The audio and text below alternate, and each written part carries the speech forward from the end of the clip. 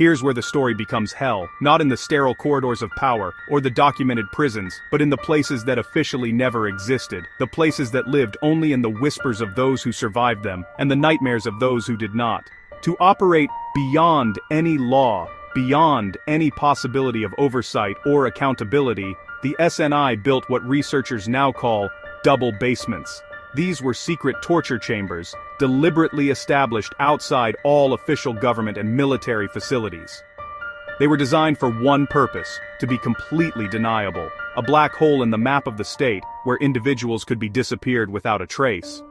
The locations were chosen for their anonymity: an unremarkable house in a quiet suburb, a rented storage unit in a forgotten industrial park, a soundproofed workshop behind a legitimate business.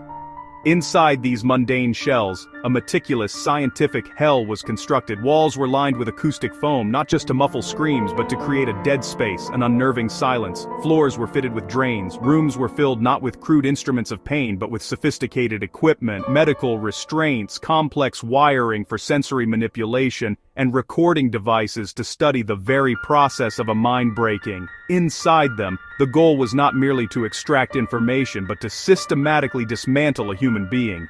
Survivors describe a calibrated nightmare: confinement boxes barely 1 meter long where the body could neither stand nor lie straight, forcing it into a permanent, agonizing crouch for days on end.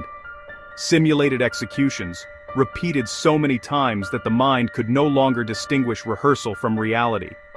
The constant gnawing terror became the only truth. They weaponized the senses.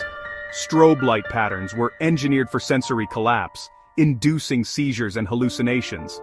24-hour psychological message loops, a distorted mix of white noise, family members' voices twisted into accusations, and political rhetoric played backwards, were designed to shatter a subject's core beliefs.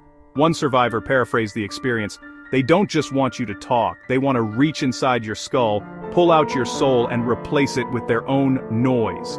You forget your name. You forget why you are there. You only know the light and the sound." This was forced isolation designed to erase identity itself.